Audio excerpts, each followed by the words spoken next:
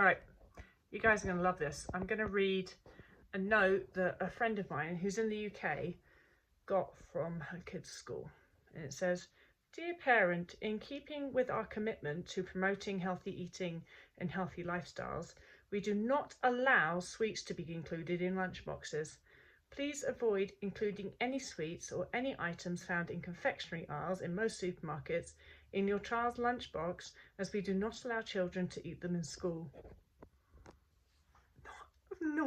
Not even joking. So now the parent in question has had a child who had an eating disorder. And so that's why this parent was just like, oh no, you don't. But I mean, I knew the UK was getting bad for this shit, but really? Sending home a note saying we do not allow children to eat sweets or confectionery in schools. I was just thinking back to what my lunchboxes used to be like in primary school. There's definitely sweets in there. Definitely chocolate. And pickled onion flavoured Monster Munch. So although I can laugh at that just because it's so awful, it is really concerning. Well, first of all, this particular child, because his sister had an eating disorder, we can assume that he has the genetic predisposition for an eating disorder. So that's kind of bad.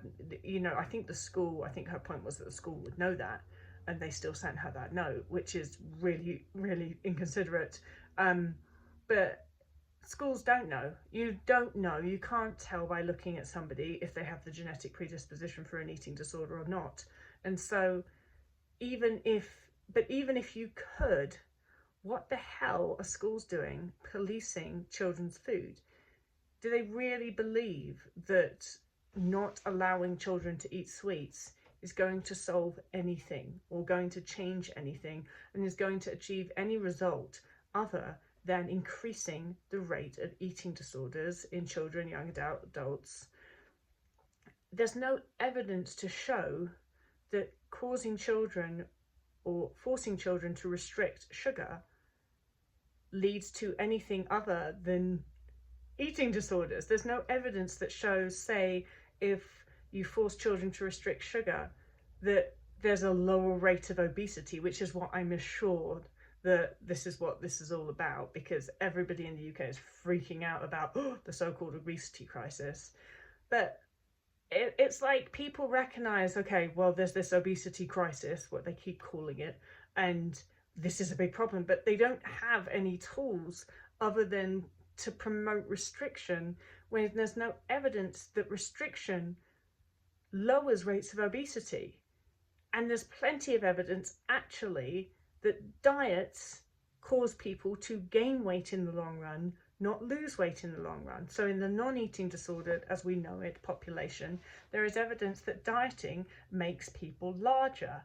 Yet, because nobody has any other tools and the just only default response that they have, the sort of knee-jerk response is restrict food whenever anybody sniffs at obesity, then all that they're doing is perpetuating the problem. They're actually ignoring the science that shows that restriction begets binging behaviour, and that restriction, even in non-eating disordered populations, just actually leads to usually an increase in body weight over a person's lifetime.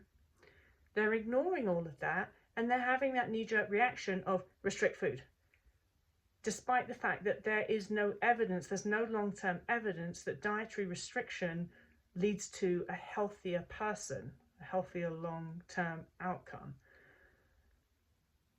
And so that's why it's so infuriating, because schools are doing this sort of thing. Schools are sending that sort of letter, which the kids are going to see.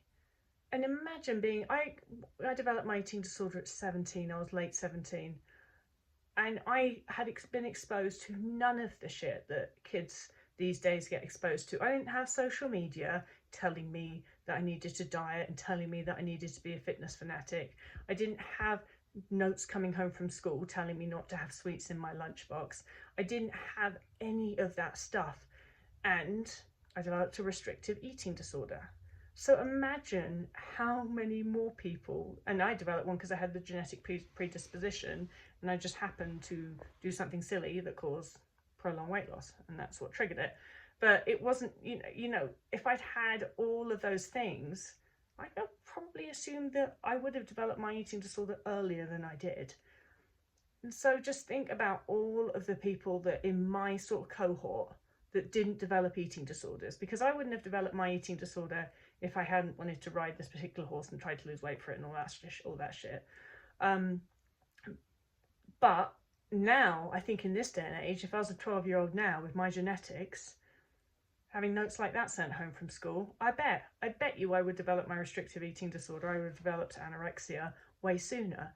So if you think about my cohort without social media, without all of this hype around trying to solve the obesity crisis and schools and teachers getting involved in policing lunchboxes, if you can imagine, my cohort of people around my age that developed eating disorders, how much is that going to be multiplied by the kids coming through the system right now that are being subjected to lunchbox policing and having sweets being pulled out of lunchbox and being told that they can't eat those because they might get fat.